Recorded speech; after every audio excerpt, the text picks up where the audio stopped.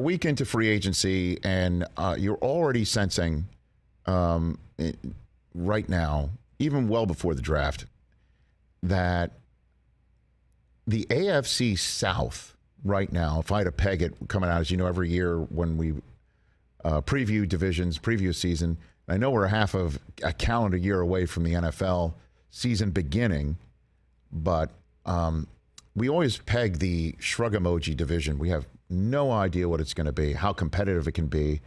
And then there's one team that could be terrific or not so terrific. And the AFC South is that right now. I mean, the AFC West is off the charts, deepest end of the pool, without a doubt. That's it. Even with Tyreek Hill leaving, it's the deepest end of the pool. Just because of those quarterbacks. Oh my God, and the pass rushers that have now entered that division as well. So, my gosh, the AFC South. You take a look at it. You're just going to assume Tennessee is going to be the front runner for it because they still have Derrick Henry and they still have the reigning coach of the year, and they're not going to be appreciably different, right? Julio Jones isn't that big of a loss because he really wasn't, when it all came down to it, that much of an ad either, right? And I like Robert Woods. That's a hell of an addition right there. The Colts. I mean, Matt Ryan showed up yesterday. I've never seen a guy show up to a spot and look like he's been there for 15 years on his first day, more like Matt Ryan. And I think part of that is because he is such a Peyton Manning acolyte, okay? That he has the drop back passer, tall, CEO, fully grown, adult in the room look that Peyton Manning, without a doubt, perfected with that statue in front of the stadium and out in Indianapolis. And Matt Ryan just looks like he's been there forever.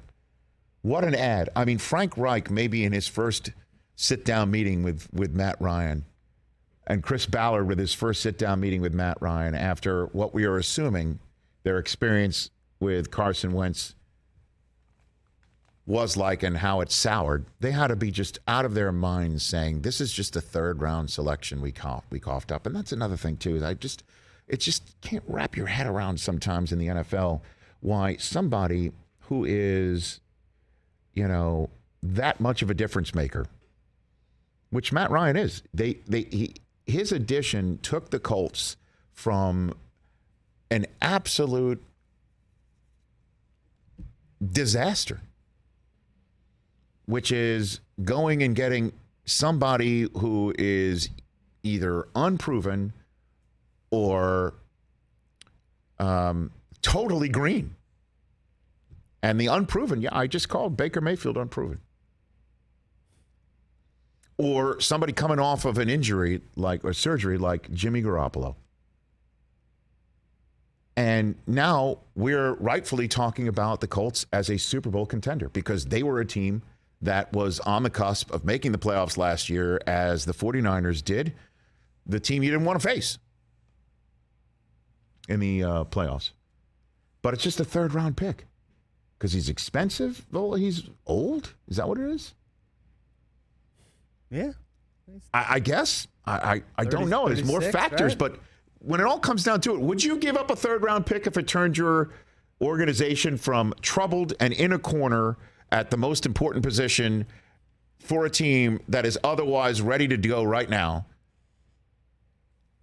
and get you out of that predicament? Would you cough up a third-round pick for that? Give up a first. Yeah, right? Oh, man, I don't know. Anybody who sit here and says that they know what the Texans are going to look like next year, good luck. I have no idea. Lovie Smith was on this show a few weeks ago. He's like, we look at the Bengals and say, why not us? They went from drafting 5th overall, made the Super Bowl. A couple of years before that, Niners went from drafting 2nd overall, made the Super Bowl.